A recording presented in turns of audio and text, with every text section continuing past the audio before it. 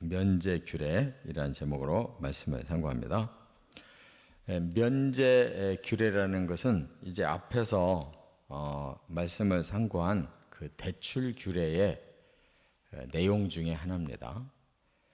대출이라는 것은 이제 돈을 빌려준 걸 말하고 거기에는 또 전당을 잡는, 말하자면 그 담보물을 잡는 그런 규정을 앞에서 했는데, 오늘은 대출을 해줬을 때 거기에서 이제 이자를 받게 되고 또 그것을 때로는 면제해 줘야 되는 이러한 규례를 말씀했어요.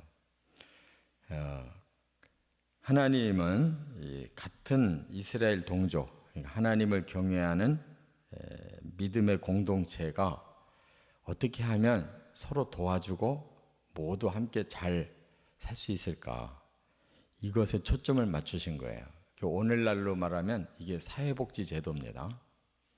사회복지제도. 그래서 가난한 사람들을 어떻게 해서라도 살게 하려고 이렇게 면제도 해주고, 이 탕감제도라는 게 있잖아요. 그런 것도 해주고 하는 것이 다 이 성경의 정신과 같은 거예요. 그래서 오늘 본문의 강조점이 세 가지입니다. 첫째는 1절부터 3절까지는 제7년 끝에 면제하라 이렇게 말씀했어요. 7년 단위로 면제를 해줘라 그랬는데, 이 면제가 두 가지의 그 뜻으로 해석이 돼요. 하나는 원금까지 다 면제해주는 그런 해석도 있고, 하나는 이자를 면제해주는 해석이 있어요. 왜 7년 끝에 해야 되느냐? 이 말씀 외에도 매 7년에 안식년을 줬잖아요. 7일에 안식년이 있는 것처럼 7년에도 안식년이 있어요. 그러면 그때 뭘 하느냐? 땅도 쉬고 사람도 쉬고 짐승들이 또 가난한 자들이 거기서 나오는 소출로 먹고 살 수 있도록 이렇게 여유를 줬잖아요. 그런데 이제 채무관계도 사실은 굉장히 가난한 사람들이, 어려운 사람들이 빚을 지게 되는 건데, 그들이 이자를 계속 내다가 제7년 안식년에는 농사도 안 짓고 모든 걸 쉬게 되니까 사실은 낼 돈이 더 없는 거예요. 일을 안 하는 해기 때문에. 그러면 그 해에는 이자 받지 마라, 면제해라, 이제 이렇게 자연스럽게 해석이 돼요. 그런데 앞에서 분명히 이런 말씀을 했어요. 너의 동족 형제들이 좀 빌려달라고 하거든. 이자 받을 생각하지 말고 그냥 빌려줘라 그랬었거든요. 그렇기 때문에 이걸 더 확대 해석하면 구워준 돈을 그냥 없는 것으로 끝을 내라, 이것도 가능한 거예요. 그러면 그 돈이 작은 돈 같으면 이제 뭐 그냥 없던 일로 주는 걸로 할 수 있지만, 큰 돈 같으면, 그게 재산 같으면 그건 곤란하겠죠. 그렇기 때문에 이제 학자들이 생각할 때 어떤 경우에는 이자만을 제7년에는 안 받는 걸로 할 수도 있고, 또 어떤 경우에는 워낙 큰 돈일 때에는, 그게 재산일 때에는 이제 이자만 이렇게 안 받고 원금은 그대로 진행되되, 여기 보면 독촉하지 마라. 왜 독촉을 하겠어요? 돈 꿔준 사람은 자꾸 이자 받으려고, 또는 이제 원금 빨리 달라고 이렇게 독촉을 하는데, 그 어려운 사람들의 입장에 서서 7년에 한 번씩만큼은 그들도 빚의 그 등짐에서 자유를 좀 얻게 해줘야 된다 하는 정신이다 하는 것이 여기에서 말씀하고 있는 뜻이에요. 그런데 이방인에게는 이 법이 제외돼요. 그래서 이방인에게는 네가 독촉하려니와 그랬어요. 이건 무슨 뜻이냐?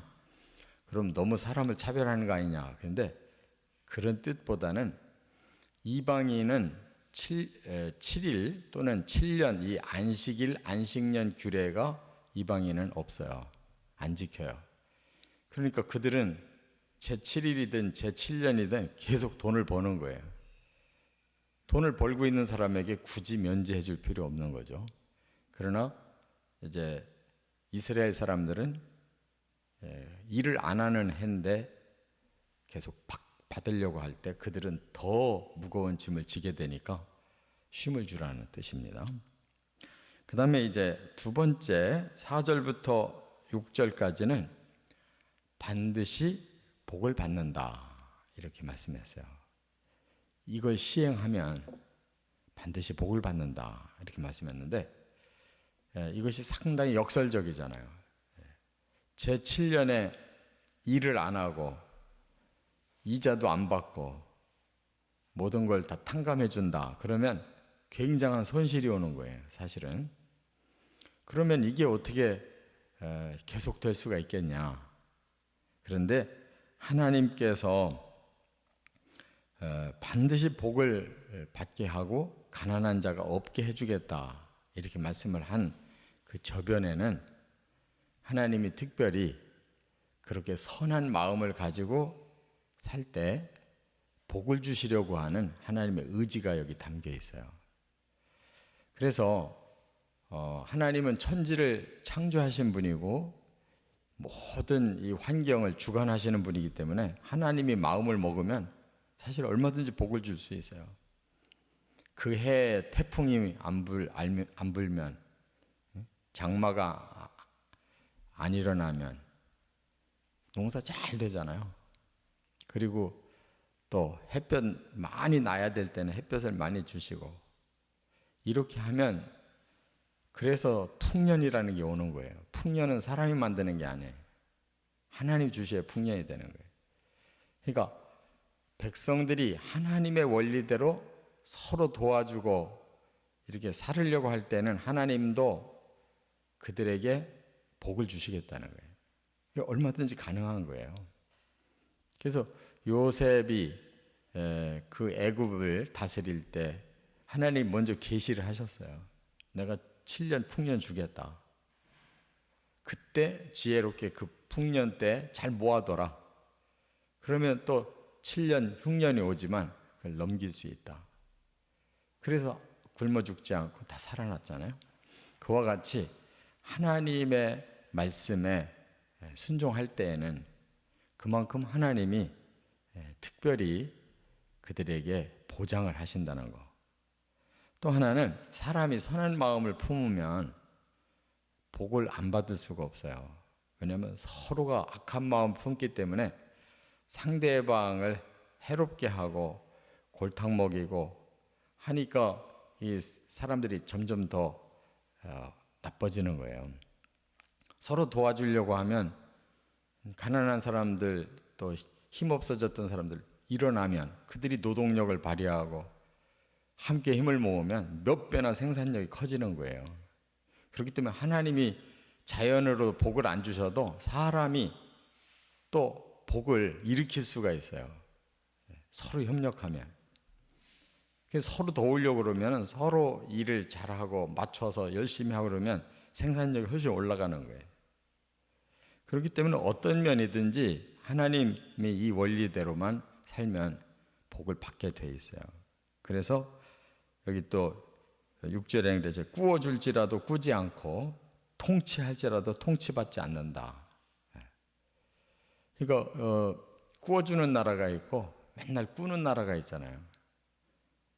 통치하고 있는 나라가 있고 통치를 받고 있는 나라가 있어요. 근데 그런 강한 나라들, 그만큼의 그 나라가 건강하고 또 마음들이 잘 연합되어 있고 하면 나라는 강해지게 되어 있어요. 그 다음에 세 번째는 이제 7절부터 11절에 가난한 자에게 베풀라 이렇게 말씀을 했어요. 가난한 자를 근본적으로 어떻게 해야 되느냐? 소극적으로는 꿔주고 이자도 많이 탕감해주고 하면 되지만 그거 가지고는 근본적으로 해결이 안 되죠.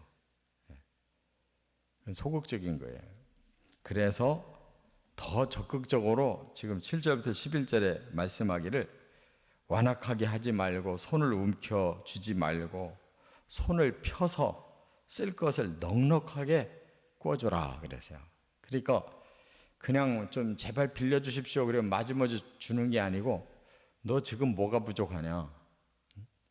돈이든지 물건이든지 양식이든지 계속 이렇게 넉넉하게 빌려서 그 사람이 일어설 수 있도록 도와줘라. 베풀으라는 거죠, 한마디로. 그런데 반대로 어떤 사람은 이제 면제년이 가까이 오면 아이 내가 1년간 저 사람한테서 돈을 못 받는구나. 그걸 다 계산해 가지고 미리 그만큼을 자꾸 빼내려고 하는. 그래서 내가 이만큼 너한테 못 받으니까 내가 그만큼을 자꾸 제하겠다고 안 도와주고 자꾸 이렇게 인색하게 하게 되면 그 사람들이 한 해 면제받는 것 때문에 더 많은 고통을 받는다는 거죠. 사람이 인색하게 하기 시작하면 그런 걸 자꾸 계산해 가지고 너무 그런 걸 따지고 하면 마음이 좁아지고 냉랭해져 가지고 사람들 간에도 관계가 전부 틀어질 수밖에 없어요. 빌린 사람도 계속 원망만 하게 되고 그러면 안 된다는 거죠. 그래서 아낌없이 줘라. 이 말은 결국 그것이 재생산이 돼 자기한테 돌아오는 거예요. 이 사회가 복지를 하면 막 돈이 많이 나가니까 막 다 사라지는 것 같은데 아니에요. 복지를 하면 그것이 나중에 다 재생산으로 돌아오는 겁니다. 사랑을 자꾸 베풀면 지금은 허비가 되는 것 같은데 그것이 나중에 다 돌아오게 돼 있어요. 그래서 결론은 서로 사랑하면서 사는 방법밖에 없어요. 서로 사랑하면 그게 허물이 감춰지고 재생산이 이루어져서 서로 복을 받는 것이다 하는 것을 우리가 깨달아야 돼요. 이 하나님은 이미 3500년 전에 사회복지제도 만들어 놓으셨어요. 지금도 이게 실천이 안 돼서 그런 거지. 이렇게 하나님 말씀대로 자꾸 손을 펴서 쓸 것을 찾아서 도와주고 아끼지 말고 주고 이렇게 하면 하는 모든 일과 베푸는 모든 손길에 복을 주겠다 이렇게 말씀을 했습니다. 우리가 물질은 필요할 때 쓰려고 주시는 거지 모으라고 주신 게 아니에요. 절대 모아놓으면 안 돼요. 필요할 때 그것을 사용하기 위해서 잠깐 모아놓는 거지 모으는 것이 목적이 아닙니다. 물질은 반드시 순환이 돼야 돼. 필요한 곳에 쓰고 또 열심히 모아서 또 사용하고 어려운 사람에게도 그 물질이 돌아가고 이렇게 개인도 사회도 국가도 이게 순환이 돼야 돼요. 그러면 모두가 복을 받는다는 말씀 꼭 우리 마음에 새기고 살아가시기를 주의 이름으로 축원합니다.